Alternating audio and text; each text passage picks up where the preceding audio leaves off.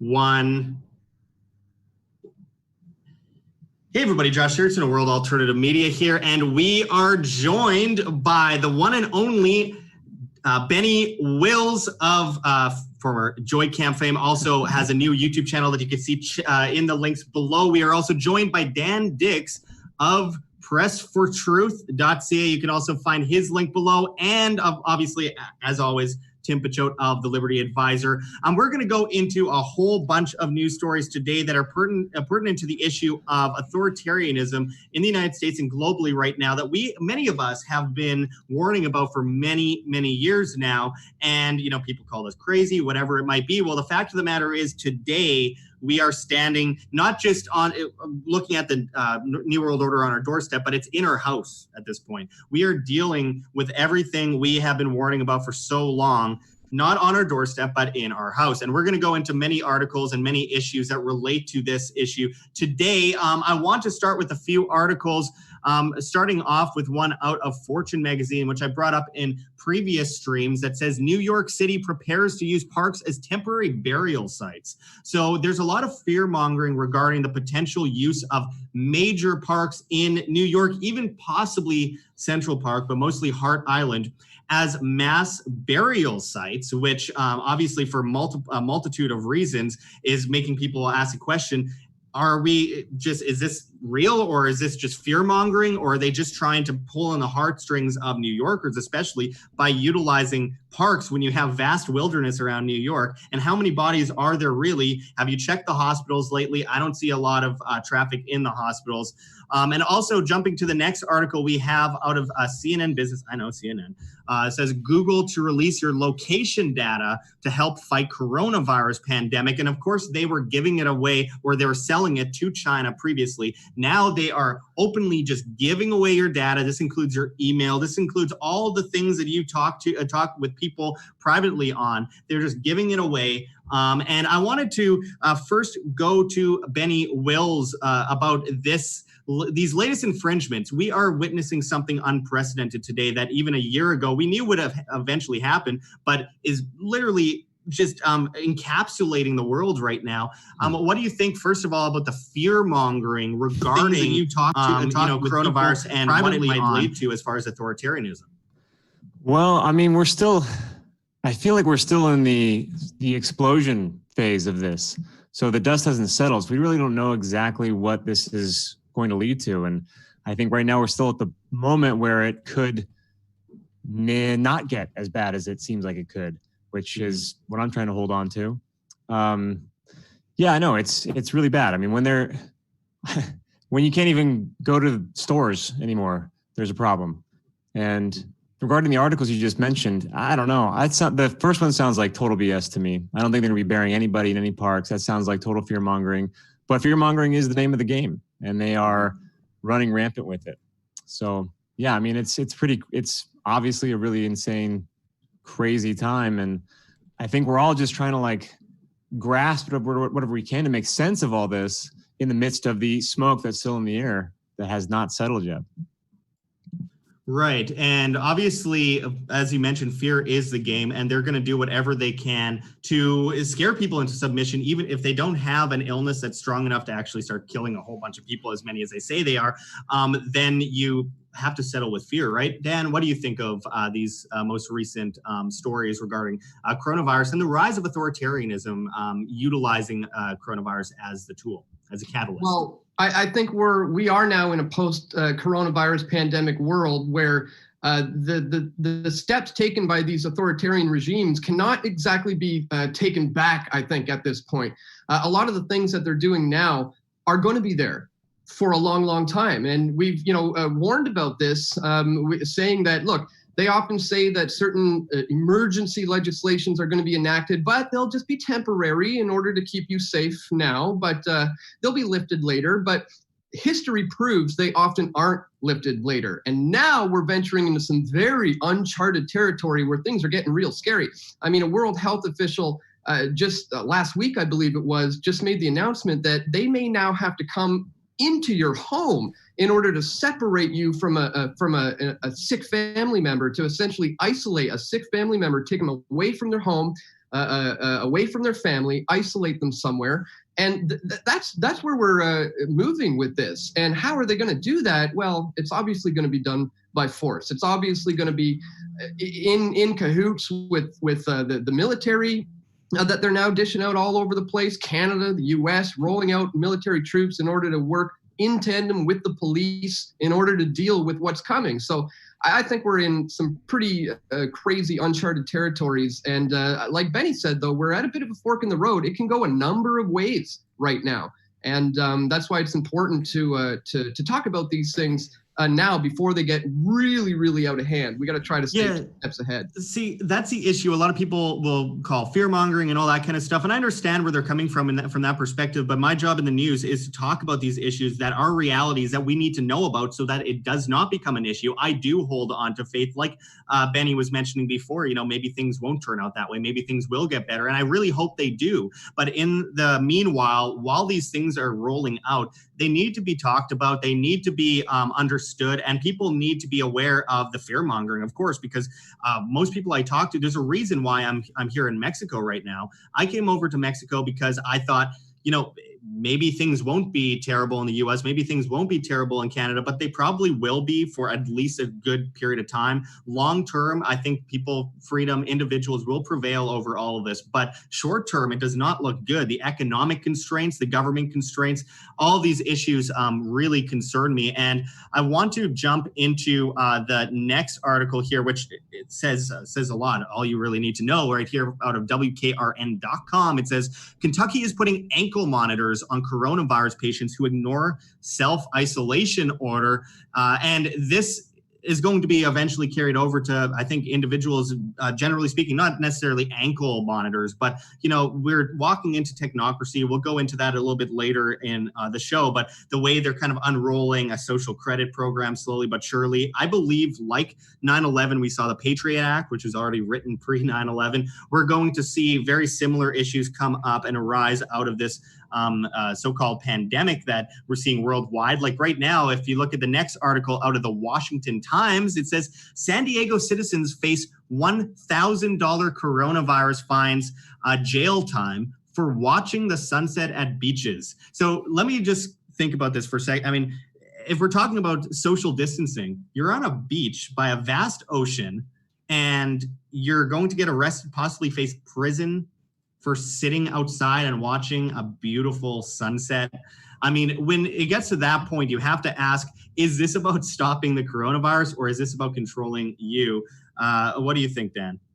Did you see the clip? It reminds me of something I just saw. A lady in the UK sitting on a public bench, just sitting on a bench all by herself, staring at a lake or something like that. And she's approached by police and she films the whole thing. And she explains that she's not violating the social distancing rules. She's not around anybody. She's merely sitting on a bench looking at the water, and she got arrested. They ended up taking her away and arresting her for that. So I don't know if you saw that one, but it's getting every day. It's almost like every day there's something new. Every time I leave the house and I go out to do things that I got to do, I'm just blown away by these new measures that they're taking, whether it be how cashiers deal with cash when they hand it to you now. I don't know if you noticed that. Are you guys getting them giving you money on a plate, and then, so that there's no exchanging of money, and then you got to put the money back on the tray and then they take it, but then they take it off the tray and stick it in the cash register. It makes absolutely no sense at all. But really it's about breaking us down. Enforcing these things on us and forcing us into self-isolation, which does things to people psychologically, spiritually, emotionally, physically. This is not what human beings need. We need connection. We need to be able to fellowship with one another. So what's happening now, I think we're going to see some crazy ramifications that we can't even imagine today. Yeah, what do you think, Benny? Yeah, it's gone full retard. Seriously. I mean, like you just said, you can't even be at the beach. I saw something last night that it's going there. This is absolutely preying on our inability to critically think. And I think that's really the crux of the whole problem, is that since that's been absolutely taken out of the education, no one can process information properly. And so we're led wherever they tell us to go. I mean, going to the beach, sunlight is probably the best disinfectant there is. And I saw a thing yesterday that says that they are giving people citations on the beach for just sunbathing. They can be in motion, they can walk their dog, they can go for a jog, they can swim in the water, but they can't be still. So getting the sun's rays, which will probably help your body if you have an infection, is not allowed. I mean, that's fully retarded. Yeah, and we're seeing literally the opposite reactions take place at the hands of the government. For example, and it's similar all over the world. The governments do stupid things. People react however they might. In the U.S., they're more subservient to the government, and same with Canada, but less so in Mexico, where I am right now. And we're seeing like the government crackdown. They said you cannot serve alcohol in your business unless you serve food with it. Well, wait a second. Small amounts of alcohol can kill germs. Food can spread germs. That seems very arbitrary. Or at first, the World Health Organization, the CDC, said don't wear masks, and then they said okay, wear masks. Later on, but earlier on, they said hug a Chinese person day. And I mean, like, it's so conflicting. It just makes you wonder: does the government know what they're doing? And I think the obvious answer is not. What do you think, Tim? Was that Hug a Chinese Day? Was that started by Joe Biden? I mean, when he can't now he has like a proper excuse to go hug people and touch people. But yeah, I mean, John Snyson and I, as soon as this whole thing broke down, we called this immediately an economic 9/11, and not necessarily because of the economic fallout, but because this is going to be used as a skeleton key to jam down every single thing they wanted to do. Everyone probably watching the stream knows that everything was a gigantic bubble. Everyone knows that, eventually this whole thing was going to implode. And so Trump called this a big, fat, ugly bubble in June of 2016, except now it's his big, fat, ugly bubble that he needed to keep it going, keep it going, keep it going. But, he was really in between a rock and a hard place, because if he were to come out day one and admit that the Fed Reserve shouldn't exist and that the whole thing's a scam, it would go down, he'd get the blame. But he did the opposite, and he built up this whole BS system. And now, he even famously said 2 months ago, debt, or budget, who cares about the budget? We've got a country now. And so now we don't have a country. We can't even have a First Amendment right to go protest because we have to self-isolate. And so they really have taken even away our ability to even protest this, and I think that's a huge story not a lot of people have been talking about, but this is the skeleton key of, we saw that trial balloon of the digital dollar. And so that was just a trial balloon, because they're going to tie that in to social credit, and then that's going to get tied into vaccine passports. And we're headed towards absolutely. And Tim, sorry to cut in for a second, but we are getting some comments.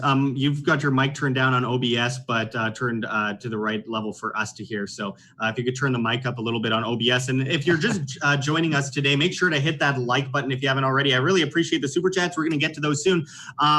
One of the things you mentioned it there, Tim, is this issue regarding not being able to protest. If you jump to ahead, actually, to the Business Insider article, and then we'll go back, it talks about how, Maryland, Washington State, Virginia, they all have, threatened 1 year in prison for walking outside without, an excuse to walk outside. And we're talking about $2,500 fines in Maryland, in Virginia, $5,000 fines in Virginia. I don't know the exact ramifications yet in Washington State, but this is what I find crazy, is because at the same time as all of this is going forward, if you could jump to the next article, HR 5717 out of Congress.gov, alongside Virginia, the federal government is actually pushing forward gun legislation to take all the guns. You're literally not able to protest it right now. In Virginia, we saw months ago people protesting the gun grabs. Now they literally cannot go outside. They cannot protest it, or they can go to jail for as much as 1 year. Now think about just what that means, guys. I mean, that means that you literally have no ability to protest. The government right now, HR 5717 proposes I believe a 30% tax on ammunition and a 50% tax on all guns, and you won't be able to touch a gun until you get a license legally. But with that said, you have to touch a gun to get your license, so it's a big loophole issue there. Jumping back to you guys, Benny, what do you think of the impact on individual liberties as far as protesting goes? I mean, you literally cannot protest things right now. I think there's going to be a huge backlash. I think we're going to see some sort of revolt. I mean, I was just reading last night, and pulling the article up right now. Ammon Bundy, you guys hear about this? He organized a meetup in Idaho, in Sandpoint, which is not too far away from where I am here in Washington, and went against it. He's calling it a liberty, what did he call it? Liberty meetup, Liberty Rebellion in Idaho. And people aren't happy about it. But even the sheriff there was on board with it. So like people are, of course, Idaho is sort of a, the exception to the rule in a lot of cases, a lot of times here in America. But that's saying something. People are fed up with this, and as they should be, and they're starting to gather in groups larger than 10. So I think that's we're going to see more of that. There's going to be a huge backlash. And by the way, Ammon Bundy, if you guys haven't seen our interview with him in the past, he is one of the smartest people I've ever met. And, people look at Ammon Bundy as, a cowboy. Oh, he just knows how to raise cats. No, this guy is incredibly intelligent and self-sustainable at the same time, and a complete anarchist, by the way. Dan, and being a cowboy is a pretty valuable skill during these days, during a pandemic. No seriously. Food. Guilty. Yeah. Well, and that's the thing. Past civilizations collapse, and what do the most advanced people do? They go and live among the hunter-gatherers. We've seen that in Rome as well. We've seen that in all dependent cultures. It's that saying that Tim always corrects me on. Strong men create good times create weak men create hard times create strong men in a circle, and it's just that perpetual circle that we see all the time. Dan, I got to ask you. You've watched the protest movement grow over the years. You've attended a lot. You've reported on a lot. Into the Fire, your film is a brilliant example of how martial law conflicts with individuals' abilities to protest certain issues. And I have to ask then, you've seen big crackdowns on protests. You've seen the attacks on individuals' ability to gather. This blows that all out of the park right now. You literally cannot protest. What do you think? Well, I think it's going to get really scary. You look at Hong Kong, for example. They obviously had an incredible momentum and a movement of protesters happening. That's been completely squashed. There's been a great deal of European countries protesting as well. Economic turmoil, that's all been squashed. There's been Canadian protests against pipelines and various other issues. This is all being squashed. But I think the real scary thing moving forward is that now they can claim that any one of these protesters is potentially an asymptomatic carrier. As somebody who is not showing any symptoms, but we believe you may actually have it. Therefore, you have to be isolated. And this gives them the ability to essentially shut anyone down and silence any voice that they want. Anyone who now goes against the status quo moving forward, a protester, an anti-government person, anything like that, can effectively be silenced. And now the authorities will have the people championing that this person be silenced for their own safety. So we're heading into some uncharted territory where not only protest is going to be shut down, but free speech in general is under attack today. Yeah, and I want to kind of get into risk versus reward here a little bit. If we can jump a couple articles back, Tim, to let's see, where is it here? The New York Post article. It says 15 men arrested for alleged quarantine violation at New Jersey funeral. This is from April 2nd, but what isn't mentioned in the title any longer, originally it mentioned it, was a 100-year-old man was arrested. A 100-year-old man who was mourning a loved one who just died got arrested for going outside. Now, if I was 100 years old, first of all, long life, God bless him, and I'm sure he's had an amazing life and all that kind of stuff. If you're 100 years old, I think you at that point are mature enough to decide your own risk factors and benefits, and whether you think it's a good idea to go outside or not in this pandemic. And I'm sure if he was 100 years old, he just barely missed the Spanish flu epidemic. And then jumping to the next article out of WND, 32 police officers break up 1-year-old girl's birthday party. So they need 32 police officers, which is not social distancing, by the way, to go and risk all these children's lives with possible coronavirus to stop them from possibly spreading coronavirus. Now, this just, to me, seems like an example of, look, do we shut down the whole economy? Do we put possibly 1 billion people worldwide out of jobs, and most of those jobs will not come back after the economic constraints of this? Do we do all of that because maybe a 100-year-old man might take the risk upon himself to go outside and risk getting sick? What do you think, Dan? Yeah, it doesn't make sense. There's clearly an unproportional overreaction to this, and certain regimes, authoritarian regimes, are taking more advantage of this than others. But I think we do have to look at China as a bit of a blueprint, especially with the controls on technology and the implementation of a big brother that's really starting to be dished out at the same time as this, where they're starting to use drones and robots and your very own cell phone to track you in more invasive ways than we could have ever really envisioned, in ways that just last year, privacy rights advocacy groups would be shouting at the rooftops for the things they're doing today. Well, now they're getting away with unbelievable things. And we got to look at China as the blueprint with their social credit system, their all-seeing eye of Big Brother tracking every single person.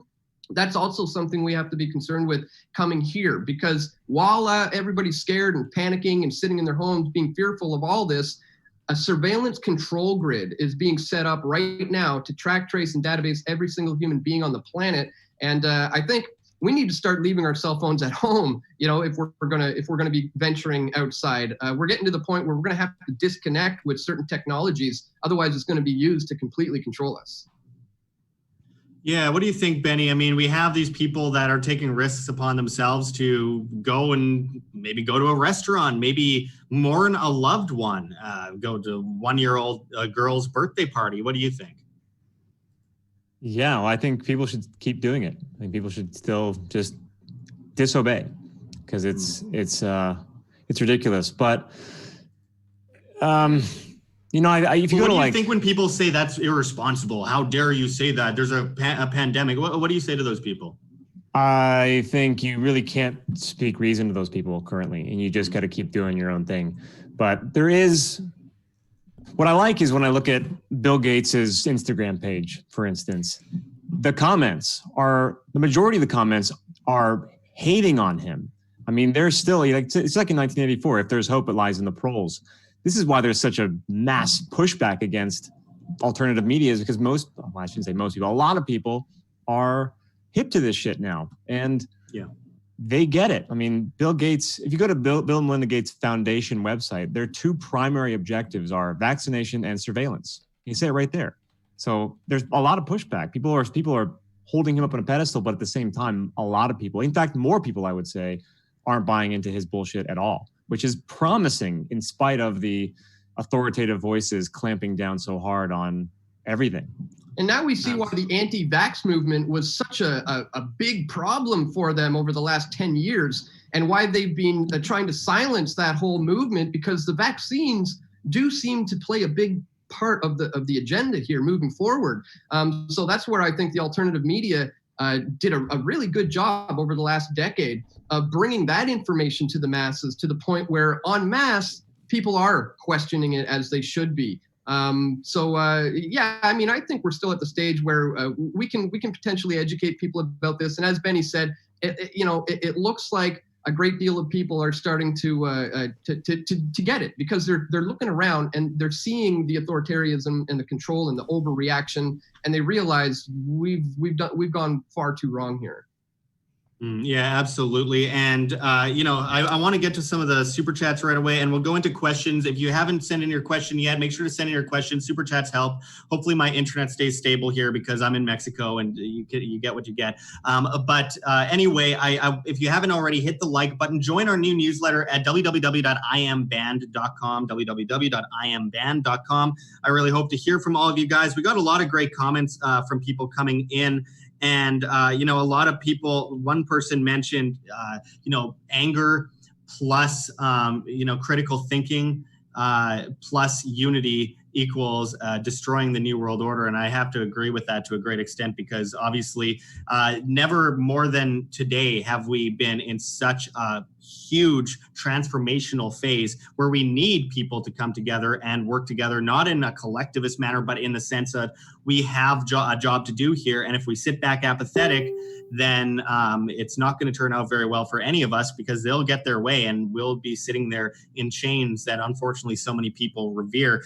I want to jump to the next article out of Zero Hedge, which says government to decide what items are essential purchases and what things you're not allowed to buy. And essentially they want to tell you you cannot buy seeds in some places, where if you want to grow your own, you cannot buy seeds.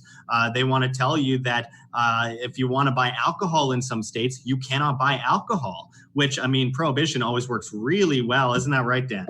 Yeah. This is crazy. Sorry, what was the gist of that article again? I just had something. Well, it's just that basically they're saying that they're prohibiting people from buying things that they want because the government is dictating what is essential and what isn't. Yeah, so basically this is flat out communism. When you're essentially going into a store and they're limiting it down to certain amounts, you're essentially dealing with communism, and that's what I'm starting to see all over the place too. Entire sections of stores are cornered off, saying you can't buy this or can't buy that. And another thing that this is doing is actually triggering the panic buying that they're trying to tell you not to do. So when they cut you off from, they say, we're going to cut off the alcohol sales soon, or we're going to ration this or that, people are going to start to panic, and they're going to start to panic buying. So it almost seems like it's counterintuitive, or it's doing exactly what they want people to do, which is go out there, cause a run and panic. Yeah. You know? I have to mention a comment here, because Coco Bongo in the chat says McDonald's is essential and put a face. Isn't that funny that, all these small businesses have, it's not funny, but it's just ironic that they've shut down all these small businesses saying they're non-essential, but then McDonald's and Starbucks and Burger King and Subway are all open. I mean, it seems like there's a forced monopolization going on like we've seen before. What do you think, Benny?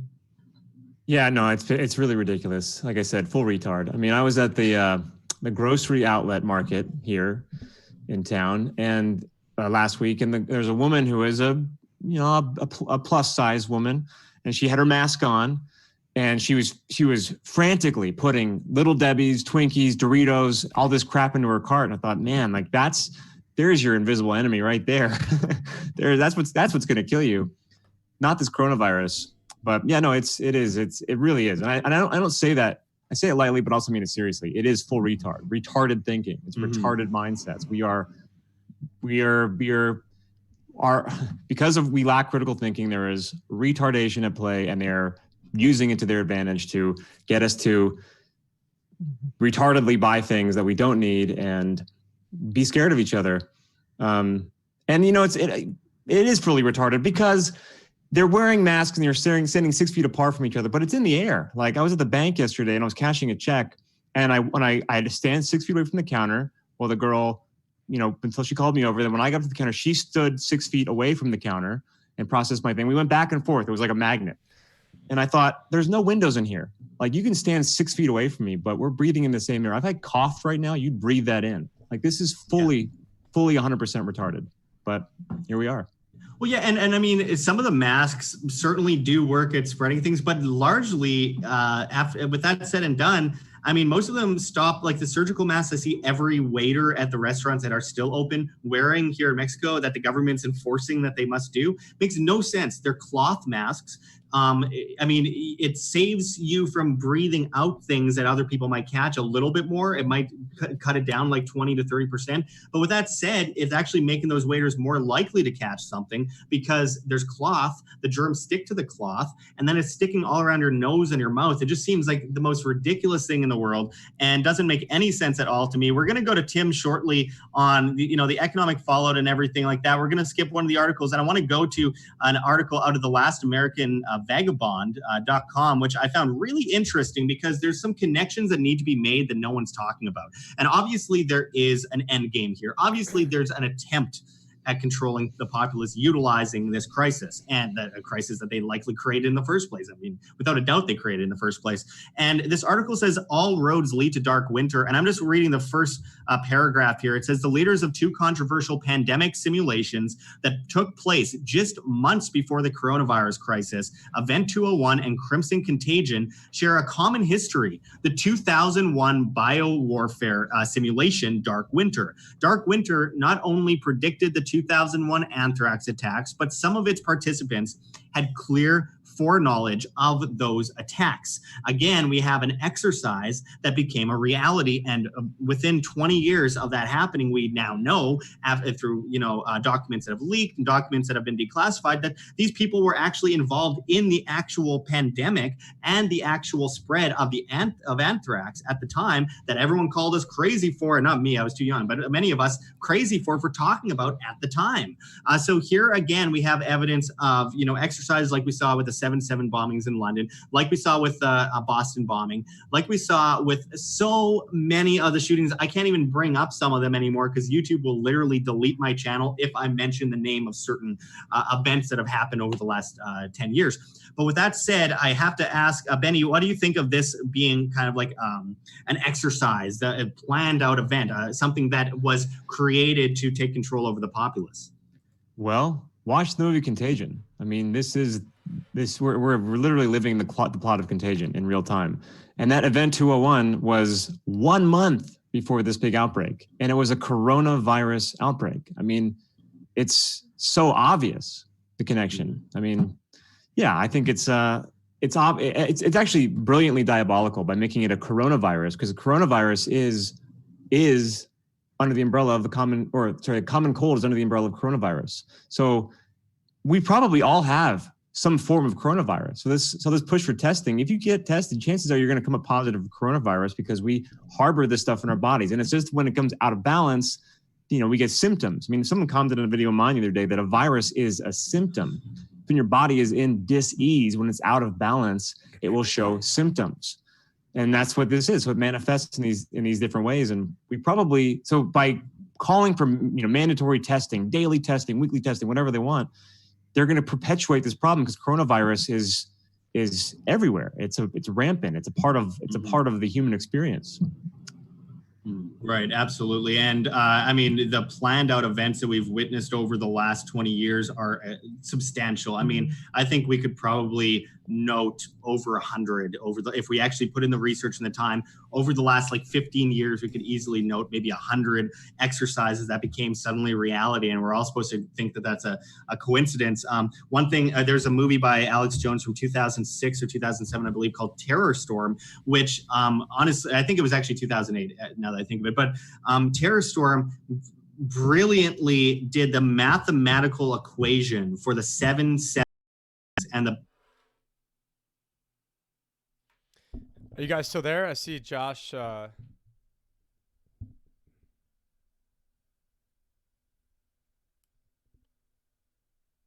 can hear me, right?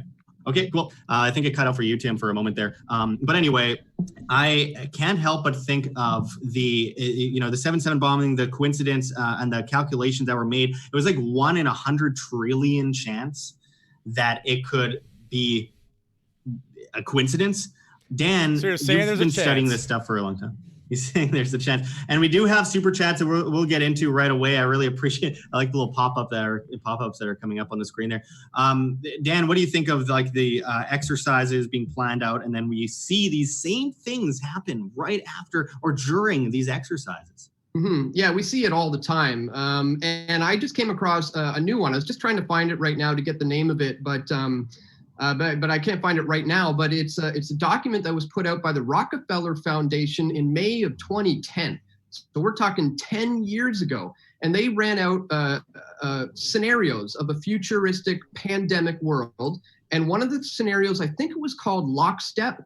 And there was there's 4 scenarios altogether. And I read a bit of this Lockstep scenario that they projected back in 2010, the Rockefeller Foundation, and it's to a T everything we're seeing right now. And I was planning on doing a video on it. I probably still will. But guys, check that out. Rockefeller Foundation document. The title of it slips my mind, but it's came out in May of 2010, and it outlined everything we're seeing today, just like Event 201 did as well. Absolutely. And before we get into more, I want to quickly give shout outs to the super chats. Rainy Steps and Canadian $2.79 in the super chat says, hello guys. Well, hello to you, Rainy. Thank you for joining us as always.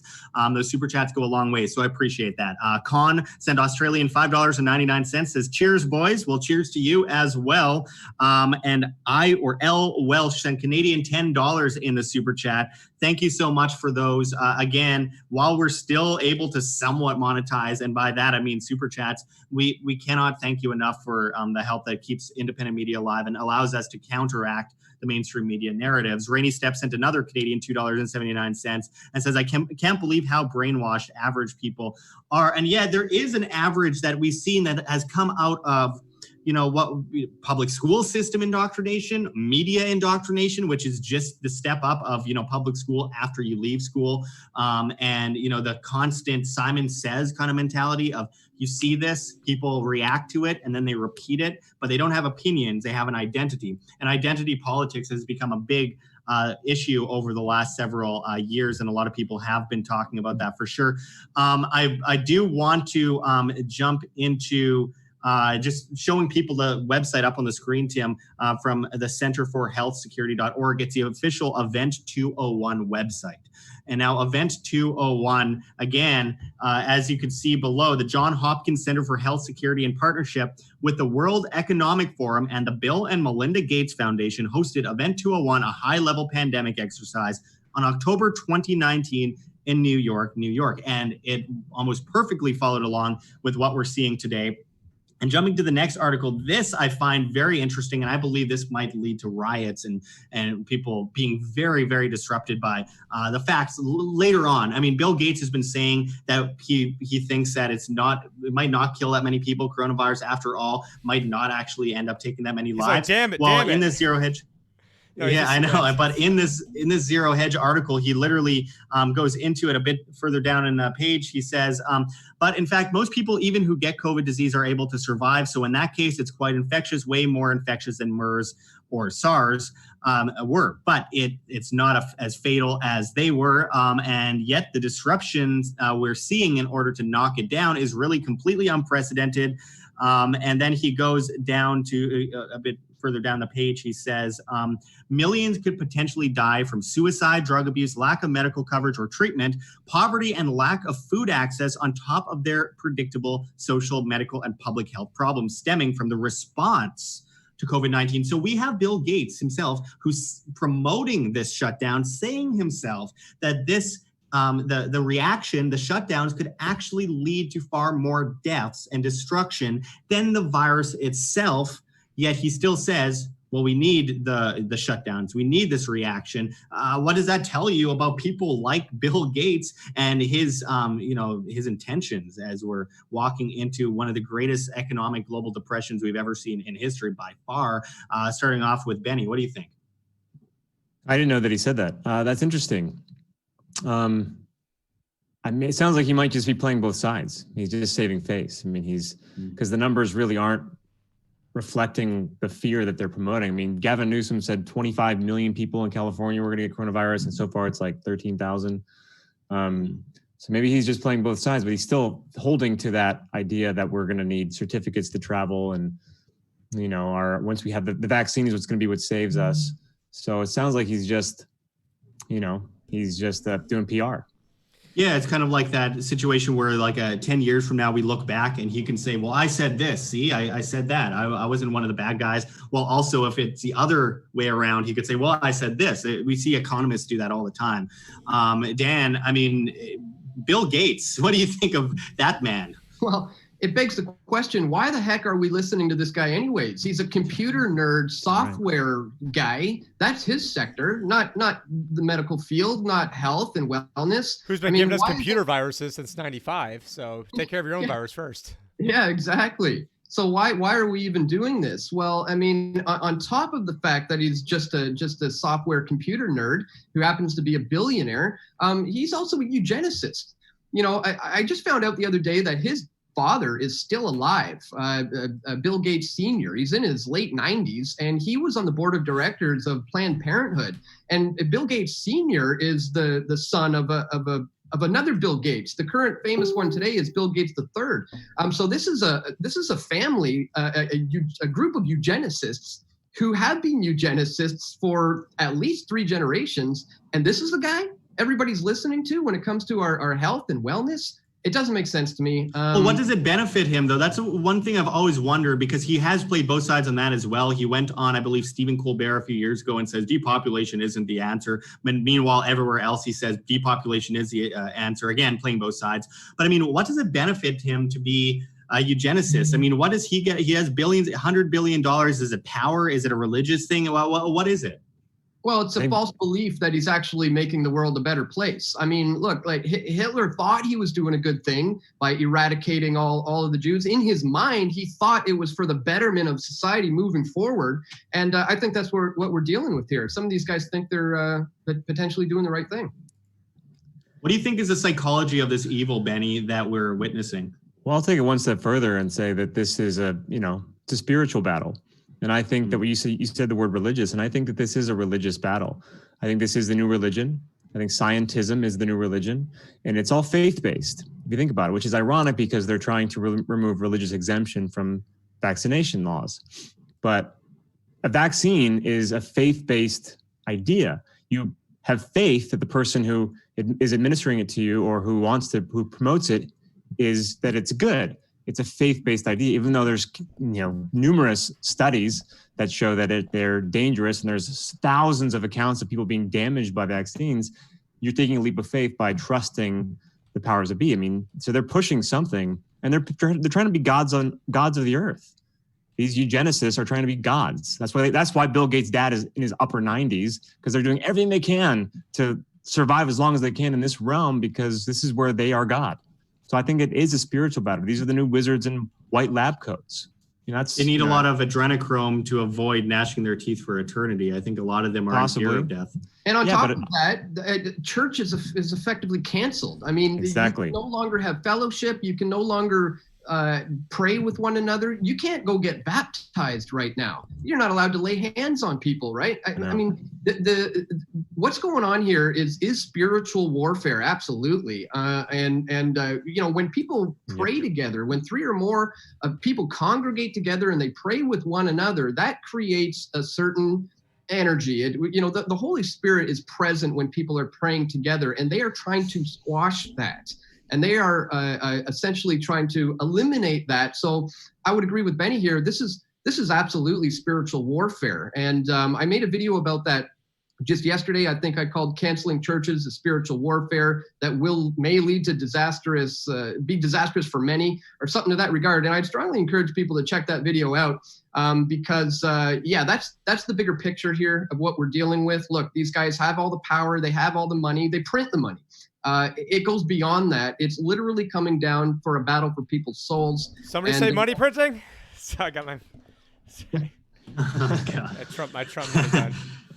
But I mean, and that's the thing. We have like one person writes in the chat. Les Johnston says Satan has deceived the whole world, and we are dealing with massive deception. I do believe this is a battle of good versus evil. It always has been, and it always has come down to a simple issue. It's not simple, but it's simple in the terms of there's one thing that all roads tend to lead to, one way or the other. It's good versus evil, and it's interesting because we are seeing a great amount of power shift over to certain regions in the world that I want to get into later. But also, it seems interesting that, people could have $100 billion or $500 billion and still want more and more and more. Maybe it's not money they want. They want some kind of power. They want some kind of ability to stand over top of others and control other people in one way or another.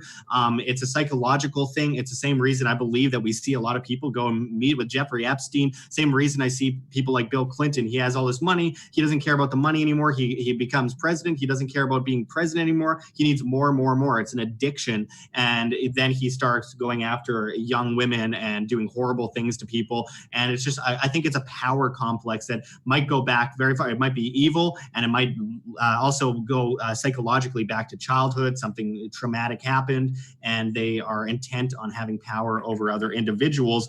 I want to jump to this article out of MSN News. news, which is, again, dignifying anyway, and vindicating a lot of the conspiracy theories, quote unquote, that many of us have been talking about, which says, did coronavirus leak from a research lab in Wuhan? Startling new theory is no longer being discounted amid claims staff got infected after being sprayed with blood. And there's been countless whistleblowers and doctors out of China that have talked about this. I mean, if it got spread via a bat, then I guess that bat went into a research center, a very secure one, ate one of the only samples of novel coronavirus that was created by man, flew out of the lab, and then someone ate the bat. Because otherwise, I don't think it was created by a bat. And the scientific community is starting to actually agree with me and say, yeah, this probably didn't come from bats. And jumping to the next article, this is interesting because we have from a few days ago, Fauci says lockdown will continue until there are no new cases of COVID-19. No new cases. So 4 months goes by, one person has it, and you're still locked in your home. You can't walk outside. You can't go to church. You can't go to the mall. You can't do anything. Can't go to the beach or in a vast ocean. I mean, like we saw that guy recently get arrested for, I think, paddle boarding in an ocean. It's like, can you get more into social distancing than that? I mean, it's ridiculous. And then jumping to the next article out of The Independent, it says coronavirus social distancing may need to go on for almost 12 months, UK's scientific advice says. And they're also telling people 70 and older, possibly, that they might have to stay inside for 2 years, guys. 2 years that you cannot go outside, or possibly face 1 year in prison, or in some places face manslaughter charges. The President Duterte in the Philippines said kill people who go outside. Then they ended up, a bunch of people have already been shot dead in the streets.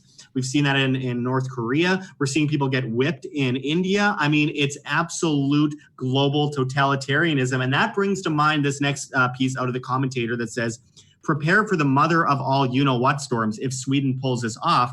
And it says, if Sweden has not locked down its economy and society emerges with a death toll from COVID-19 that is somewhere in the middle of the pack of European countries, there's going to be a lot of recrimination, particularly against those who have tried to silence any discussion about the true extent of the threat that COVID-19 actually poses. So here we have a country like Sweden that talks about possibly just not shutting down anything, much like Belarus, much like a lot of Mexico actually right now.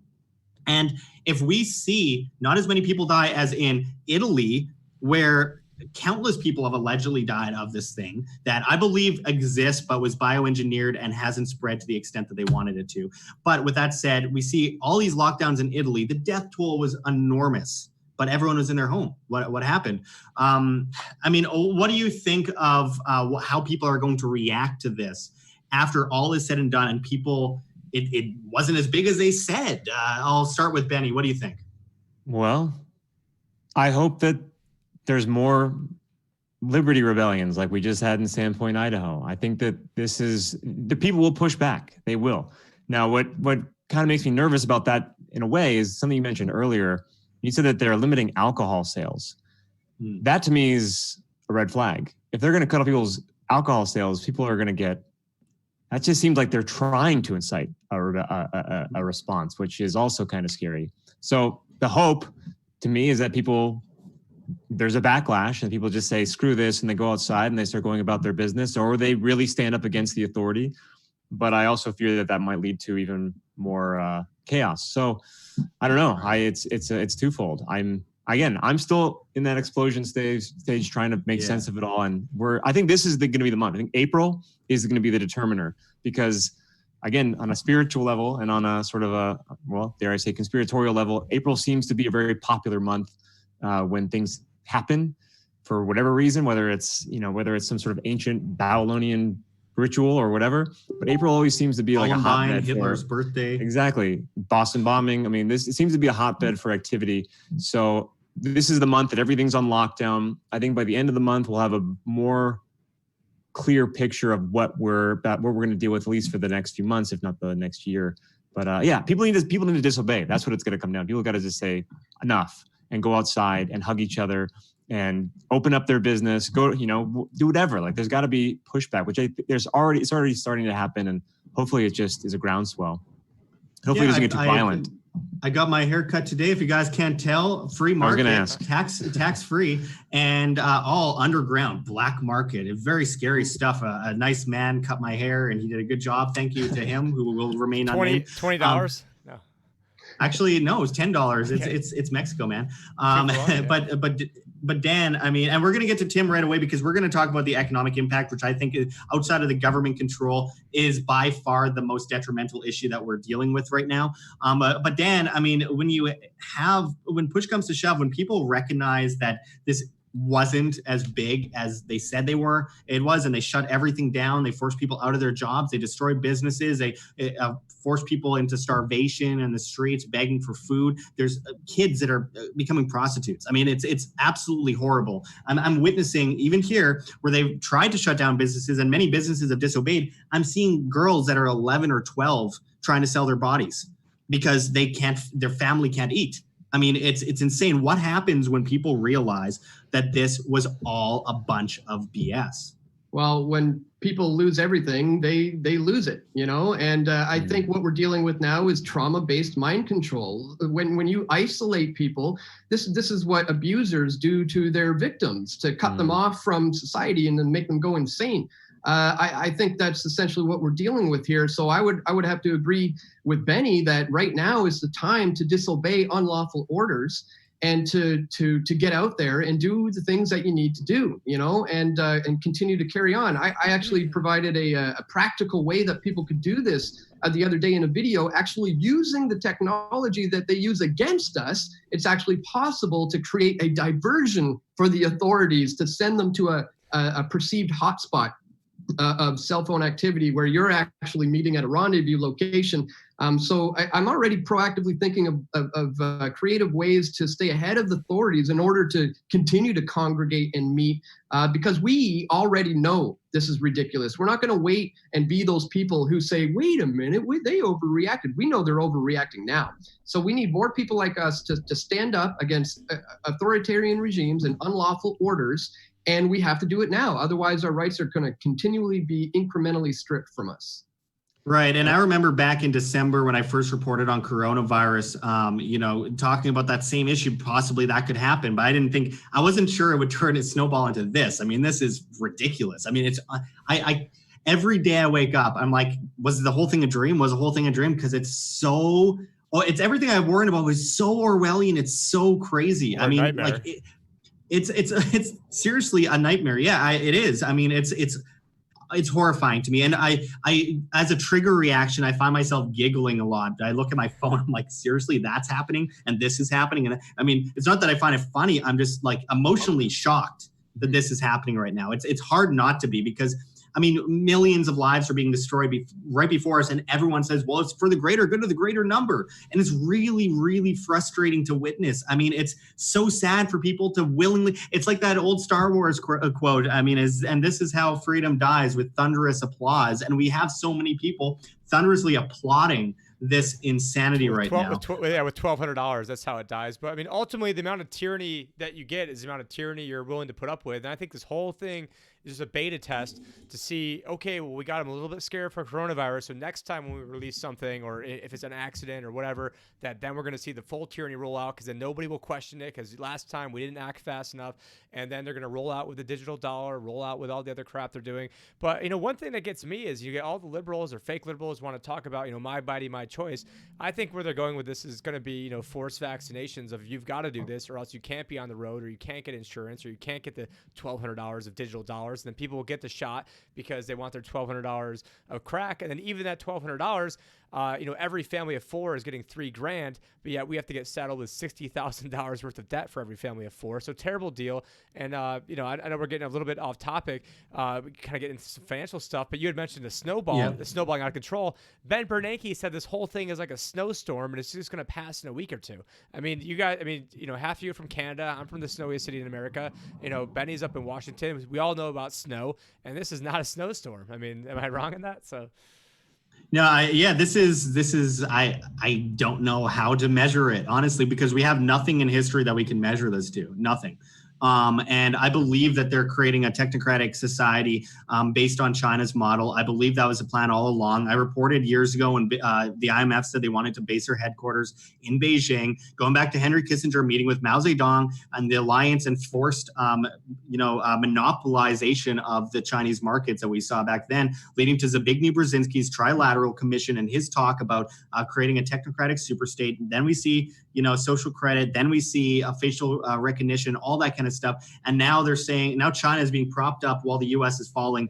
I believe that there's a massive power shift happening, and I've done videos recently on that. But before we go further into, the economic constraints, because I do believe this is the most important part right now, other than just a free will and the battle of good versus evil, I want everyone to hit that like button if you haven't already. Check those links below. I really appreciate the super chats and the questions. We're going to get into some questions shortly. I do want to mention that, we're witnessing possibly the greatest global depression anyone could have ever imagined in all of history. I'm not trying to overblow anything here, but this is a fact.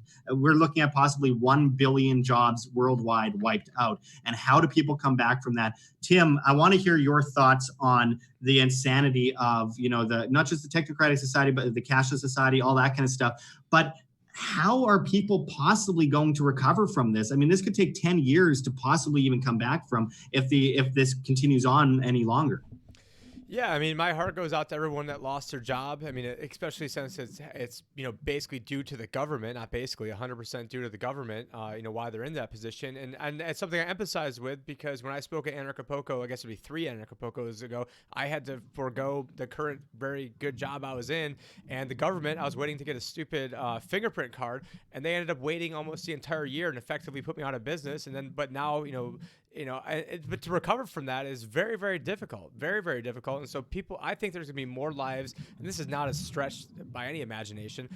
Way more people are going to die because of the economic fallout of this than are going to die from the coronavirus. And this is all pandemic to see what people will put up with, in my opinion. But then just look at what was going on with the financial system. It was all built on this whole Ponzi scheme, house of cards. It was going to come down. But Donald Trump had, 2 very tough decisions. He decided to go with the easy way. And, I knew that there's no way. He's the perfect fall guy for the Federal Reserve. And so you can just, pin everything on him.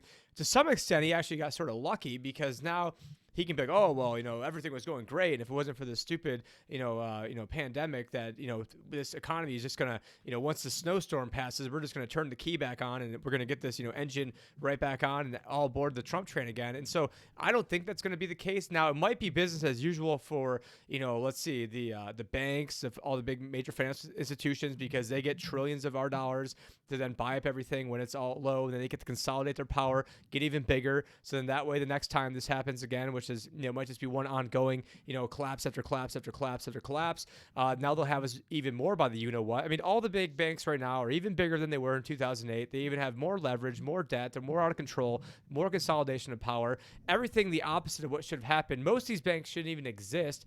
The 2008 bailout of AIG was so that way, a lot of people realize this, that AIG had issued these credit default swaps, and then Goldman Sachs sold them those and then bet against them. And then in order for Goldman Sachs to get paid, their man in Treasury, Hank Paulson, then had to bail out AIG. So then AIG could then pay Goldman Sachs. And so these guys, the airline industry spent 96% of all their free cash flow buying back their own stock. They spent $46 billion buying back their own stock, and now get a $50 billion bailout. So all the big hedge funds, all the big venture capitalists, all the big, different investors, the CEOs, everybody got paid tons of money. And so what should happen is, okay, you guys made terrible decisions. You bought back your own stock at all-time highs. Now you should be forced to sell that stock, let the stock price come down, because those are all ill-gotten gains that shouldn't have been there in the first place, and then let the free market deal with it. The planes are still going to fly. Someone will go in there and buy it, but this is not capitalism. Dan talked about how this is communism at almost like the retail store level, but then it's more fascism at the Federal Reserve type level. But whether it's fascism or communism or socialism, speaking of socialism, Bernie Sanders dropped out because, what does he have to run for now? Because we're already basically a socialist, fascist. And then we're looking at possibly elections being canceled anyway this year. Not that it even mattered in the first place, but yeah, we're looking at it being canceled this year. I do want to give a quick shout out to Tommy Tell the Truth, who sent $2 in the super chat. Says, repent, prepare, watch, and share the truth. I really appreciate it, Tommy.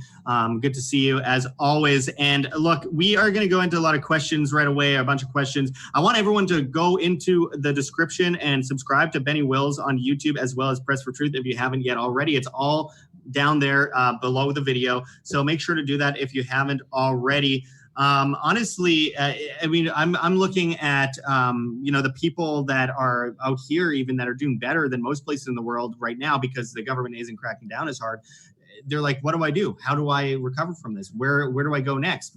How is my job going to be there when I come back from all this insanity? And the answer is probably not. I mean, most of these businesses are going to be completely wiped out after all is said and done. Benny, what have you seen in your area as far as job losses go? I mean, a lot of people almost everyone I know that works in like a business of some kind at a store or a restaurant is out of work right now. Yeah, well, that's what I've been seeing. People who, especially people who work in like restaurants and food related places are all unemployed right now. I hung out with a guy the other night who just bought a house a year ago in Idaho, and it's like his dream house with his wife and 2 kids. And he runs a dance studio in the western part of Washington and one in Idaho. And he has 2 leases and a mortgage that he can't pay now because he can't run his business. Because I guess having a dance class, which is cardio, which is exercise, is not essential. But like you said earlier, still go to McDonald's, but you can't go get a nice workout and be around people. So yeah, I've seen it affecting people. And now he's donating blood for money. Like he's trying to do anything he can so he can keep, roof over his kids' heads for the next while. It's just insane. So yeah, I'm seeing it affect everybody. My sister lost her job. I mean, yeah, it's definitely having a humongous ripple effect. And I see Luke himself right in the comments of this video. He says that he just cashed out the rest of his savings to pay the rent, and that's it. He's out of money. And that's something I'm seeing from a lot of people. The Airbnb bubble is another one because people that Superhost that have bought 20 to 60 properties even and have mortgages like crazy and have no one staying at their properties. Once they run out of cash, then Airbnb is going to pop the housing bubble too. I mean, it's just insane. Dan, what are you seeing in your area as far as, reaction to this job losses, how people are reacting to it? I think the same thing that everyone's seeing all over the world. A lot of people are just kind of bending over and taking it right now. They're sitting in their homes and they're staying away from their work and they're doing as they're told, and they're going to really start to feel the ramifications of that over the next couple of weeks and certainly a couple of months. But this is precisely why we've been saying for so long that people need to be prepared. I mean, you remember when we used to make preparedness videos a few years ago and people would call us crazy? Well, now it's like, who's laughing now? And I don't want to, nobody's laughing really. It's not maybe right time to use that term, but look, the time is beyond now. It was a while ago to start preparing. And I think that's some of the things that people in these communities need to start thinking about is it isn't too late. You can start to learn how to grow your own food. I would suggest starting there, turn your backyard, get a couple of garden beds and start to learn how to grow your own produce. Best case scenario, you have your own food and you don't have to worry about any kind of run on the grocery store or breakdown in the supply chain. Best case scenario, everything fades away and this thing disappears and now you know how to garden and grow your own food. So solution-wise, I think that's going to be very important moving forward, Josh, is people learning to grow their own food before the supply chain is interrupted or there's any kind of a run on the grocery store. Yeah, you see a lot of people... Now. Yep. Well, sorry, go ahead, Tim.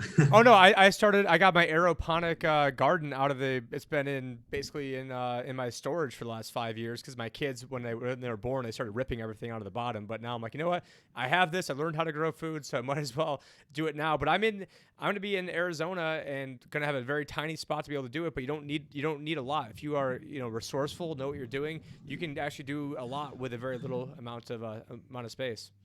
Right. And I'm going to ask everyone, what their most positive outlook for all of this is right away. I do want to mention first that, people thought I was crazy for going to Mexico a couple of weeks ago, about a month ago now.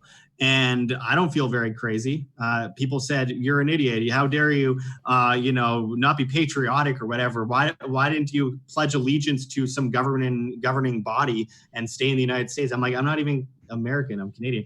But, I think it's a good idea what I did, and other people don't. Whatever. We'll see what happens at the end of the day. But I think today, now more than ever, is our time to test our ideas and make use of our ideas and stand by our ideas, and also, just live by example, as I've always tried to tell people to do. Live by example. That I think is most important here. And I'm going to go into the super chats right away. But I want to ask first, Dan, what is a positive outlook that you can bring out of this whole situation? Something that you could say that is a good thing as all this craziness happens. Well, certainly for people forced into lockdown right now or strict quarantine rules, there is an opportunity here. There is a quietness and a calmness going on in the home in a sense where I think there's an opportunity for people to reconnect with their creator, to begin to engage in this spiritual warfare in the sense that, maybe now is the time when I should pick up that dusty Bible and blow that off and read the Gospels, Matthew, Mark, Luke, and John, and start to basically reconnect with your creator, because as we said earlier, the bigger picture here is spiritual warfare. And if there is ever an opportunity for people to really delve deep into their Bibles and have some one-on-one prayer time, some fellowship with your creator, after all, that's what it is, a relationship, now is the time to do that, folks. So if I could say that anything positive out of this, you have an opportunity now to one-on-one reconnect with your creator. And I really advise people do that in these very trying times. What do you think, Benny? Something positive. Well, I agree with Dan. That's actually what I'm doing right now. I'm currently right in the middle of reading Luke. But also, this is a time to be with your family and friends, or family in particular. But, make the most of that time because, this is, like he said, a quiet moment. So enjoy that. Maybe do something that you've been putting off for a while, some sort of a hobby or something. But outside of that, I think the best case scenario is that people do see through this. They've overplayed their hand. And I think that's what I'm really, that's what I'm not necessarily holding my breath for, but I do think that they've overplayed their hand so much and making some of their tactics so obvious that people who wouldn't normally see things are seeing them. And I think that if they keep pushing this hard, there will be a pushback, and that we might see some dominoes fall in our direction as a result of this. Even if they are pushing all this technocratic nonsense on us, I think we could see a real uprising and a real overthrowing of evil. Of course, that's been my hope for the last 20 years. Maybe this is the thing. Maybe this is the catalyst. Maybe this is finally the catalyst that pushes people over the edge and forces them out of their slavery and into their freedom. So, that's what I'm really holding on to. They can only push people so far, right? They can only truly push people to a certain brink before people bite back. The backlash, I think, could be very large just based on, they're promoting Bill Gates so much in the media, pushing his face to the forefront. What happened when they did that with Hillary Clinton? Nobody likes Hillary Clinton anymore. Remember when everyone loved her? Nobody likes her anymore because, almost no one that I've talked to, maybe a few people here and there, but even people on the left, people that are Democrats don't like Hillary Clinton anymore because they got a front page or a front seat look at how incredibly evil she is, and the terrible things she's done in Haiti, how she's covered up for molestation and rape and the attack of women and that kind of stuff. We had Juanita Broderick on our show several times as well, a victim of Bill Clinton's, and she was threatened and attacked by Hillary Clinton. Monica Lewinsky was almost put into a mental institution at the hand of Hillary Clinton. We saw all that stuff, and it came forward, and people said, "Wow, this is not a nice woman. This is a terrible person." And I just hope that this only just educates people more on people like Bill Gates. We saw with David Rockefeller too. At the end of his life, every single person, when they thought of David Rockefeller, thought of an evil old miser. So, I mean, hopefully, you know, the representation in the media and people talking about this, the word of mouth helps out a bit. Send in your questions, guys. We only have a little while left here. I see a super chat from John Snyson, the Economic Truth, sent $6.99 Canadian, says, good to see you all. Good to see you, John. Thanks for tuning in. We got Rainy Steps, who sent Canadian $2.79, says, Dan, hello from Orangeville. I don't know where Orangeville is, but I Dan. went to school as a kid. Oh, really? Wow. Yeah. The more you know. All right. Well, thank you very much for that, Rainy. And then we got Pragya Bardwaj sent 250 rupees. Thank you so much. He says, I can't tell.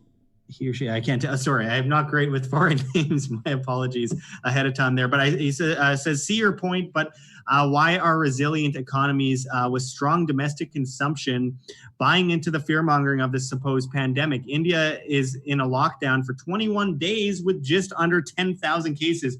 And that's insane because India is the second most populous country in the world. There's a ridiculous amount of people in India. And for there to only be 10,000 cases, that, you know, the numbers are being manipulated. In China, I think they're being undercounted. In the US, they're being overcounted. Everyone that gets in a car accident, everyone that gets has a heart attack, people who have cancer, they're like coronavirus, and then prop up the numbers, just like they did with AIDS in Africa back in the 80s. But what do you think about that, Tim? All right, well, from AIDS over to me. So, okay, I mean, we're talking about Hillary Clinton. Let's not forget about, you know, spirit cooking with Maria Abramovich and everything else she had going on. But yeah, I agree with everything that Benny and Dan said. But, you know, also now people can use this time to learn new skills. I mean, I'm learning, you know, OBS and doing other stuff and how to, you know, I mean, if you want to be doing what we're doing, I mean, one day I taught myself how to video edit. I taught myself how to do different things and started making memes, and everyone out there can be just like us. Now, unfortunately, it's a lot harder because now of all the shadow banning and, you know, censorship and digital book burning.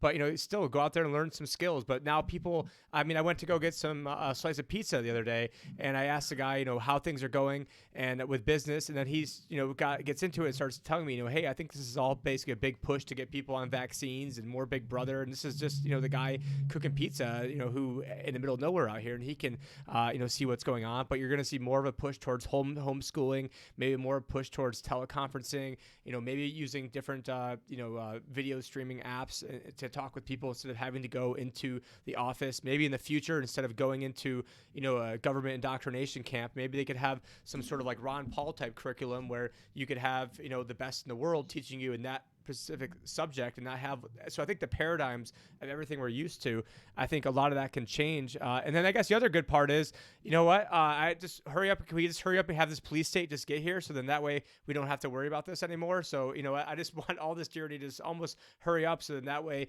you know, because things have to get worse before they get better. And I think unfortunately that's where things are headed. But the quicker we get there, the quicker we can get out of there. So I am, you know, somewhat, you know, hopeful in the future. Well, I'm back. Yeah, my Zoom dialed out, and this is why we have multiple people as hosts for this, because that would have shut down the whole stream. So, but I'm here, and we figured out technology during this quarantine that works for us, so that we don't lose our whole stream. By the way, I want to give a big shout out to Karen Keener, who sent $20 in the super chat that says, "I am grateful each day for my life, for everything I have, not knowing what the future holds. I love and feel blessed for what I have. To he who hath shall be given, to he who hath not shall be taken, even what he hath." Well, I really appreciate that insightful super chat today, Karen. Thank you so much for that. Always great to see you. Zach Dowland mentions Pragya, the police are beating citizens with canes for walking down the street in India. And that is true. There have been a lot of videos coming out of police beating people up in the streets. We're seeing that in Spain right now. People who have permission to go to the grocery store, like you need permission to go to the grocery store, guys, are getting beaten in the streets for doing just that. So obviously, blue lives. Yeah, are these right. these 6 foot canes? So so the police are properly social distancing themselves. Yeah, that's a good question, but nothing applies to the government, does it?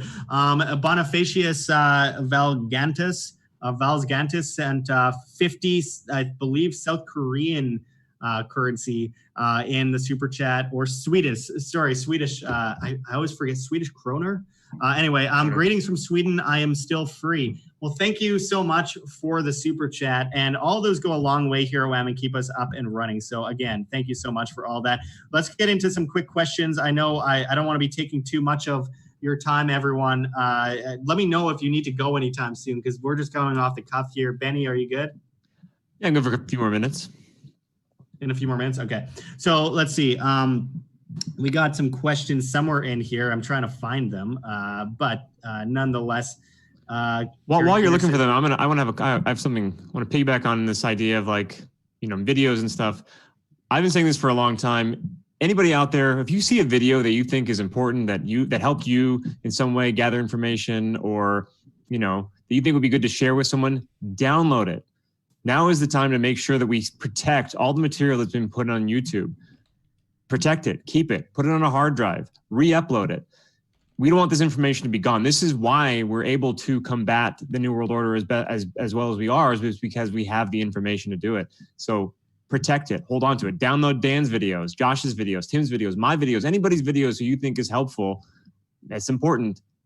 Make sure you have a copy of it on a hard drive, because it might be gone very soon.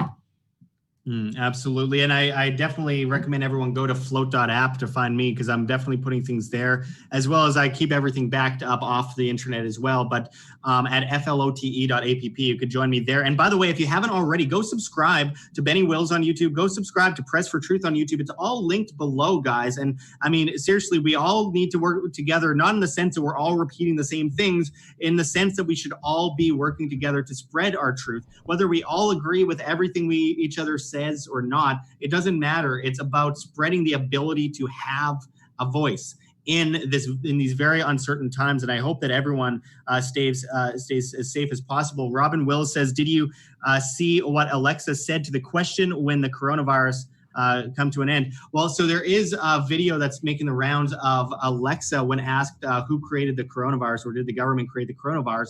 Alexa starts talking about, yes, it was created in a lab to enslave humanity and blah, blah, blah. Has anyone seen that? No. It's a crazy video. If you have Alexa, I don't know if it still works after a couple days of that video being viral, but if it does, you guys should check that out and ask Alexa if you actually have Alexa in your house, which I don't know if any of us do, but yeah, definitely worth checking out. I'm not finding any questions here. So with that said, I really appreciate everyone tuning in today. Benny, you do great work. What is on the books for you coming up in the near future? What are you working on right now that people can check out and support? Sure. Well, I have a poetry book that was planned to be released at the Red Pill Expo in June, but the expo obviously is on hold for now, and I suppose my book will be on hold as well. But I'm just trying to keep navigating my way through this matrix. I mean, I just got a house with my wife. We got a house the day before the law office closed their doors indefinitely and stopped closing houses for people. So we really got in as the gate was closing. That's a miracle. Wow. But, we got a big backyard. I just bought a bunch of seeds, and it's springtime now. So I'm going to be really focusing on my life and my life with my family, and, making sure we are one step ahead of the game at all times. And of course, I'm still doing content on my channel. I'll be releasing some poems on there and some other analysis and whatnot. And so, subscribe to my channel. It's a baby channel and needs some love. So go check it out. And man, I'm just going to keep doing my thing and trying to fight off this quarantine best I can. Yeah, and you always have really great insights and great work as an artist there, Benny. Your work with Joy Camp over the years has been seriously some of the greatest awakening material that you could hand to someone that's like, I don't want to read a book. I don't want to, but they like entertainment, and here's some entertainment, and here's some facts with entertainment, and here's, I really think it drives it home for a lot of people and is an important part of this movement in teaching people the truth and the issues of, conspiracy theories, good and evil, the government, different rights being infringed. So I really appreciate what you do. So everyone should go and subscribe to Benny Wills on YouTube. We have it there linked below. And Dan, what is your next step in all of this? I know you like we're just like producing videos on a day-to-day basis, trying to figure out how to navigate this stuff. But what's your plans? Well, it's kind of go time for us. Like it's the busy season, I guess you could say. Everybody's tuning in to learn as much information as they can about this stuff. So yeah, we've got a lot of work to do moving forward, but there's a lot of things that I had planned that are obviously not going to be able to come to fruition anymore. Obviously, right around now, I'd be looking into getting some leaked information on where and when Bilderberg might be. It looks like that's going to be canceled. I was supposed to be heading to the UK in July to appear on David Icke's son's podcast. They were going to fly me out there to do that, right, to create a show called One Man's Press for Truth. And I don't know if that's going to be happening anymore.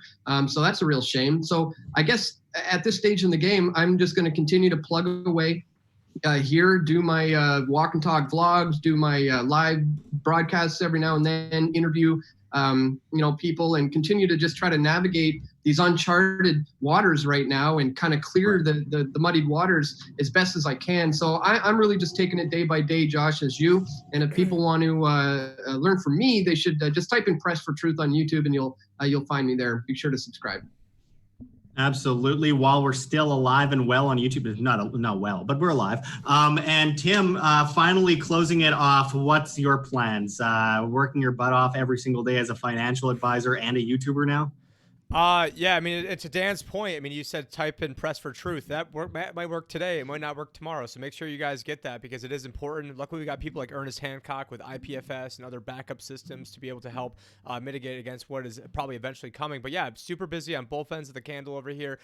We started doing some videos with Luke Radowski actually the day everything started crashing, like 3 or 4 weeks. Actually, I think it was a month ago.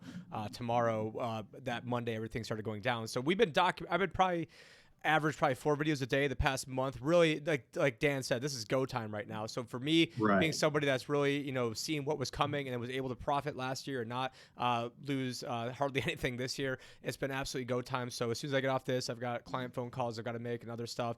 But yeah, I'll be putting out videos every day. You guys can check out my YouTube channel as well. It's also a baby channel, so pretty soon, hopefully, we'll get enough people over there to. But yeah, no, definitely appreciate everyone who's been checking us out and for all the work that everyone here is doing. I mean, I know with Dan, I've been following you since you've been going to Bilderberg, I probably was a little bit late to the game. Probably didn't discover that to 2010, but, I really appreciate all your work. Just the other day, I asked somebody about Bilderberg. They had no idea what it was. So I did refer them to some of your work.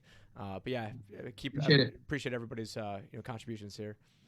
Absolutely. Well, I really appreciate everyone joining us today. Make sure to check those links below. All of them, just scroll down. There's lots of stuff that you can, ways to support, ways to get involved, many different things that you guys can check out. And I definitely recommend everyone subscribing to those channels below. Big shout out to Kevin Smith, who sent $3 in the super chat, says, be careful in a foreign land during great upheaval. And see, that's one of the most positive things. And thank you, by the way.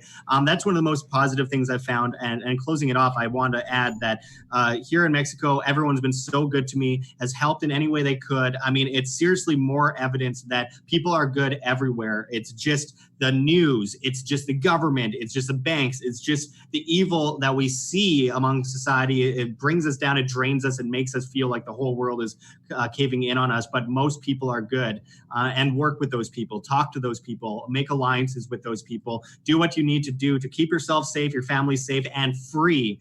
And as always, I really appreciate everyone joining us today. And until next time, this is Josh Sigurdson with Dan Dix, with Benny Wills, with Tim Picciott, signing out from World Alternative Media. Find the truth, be the change.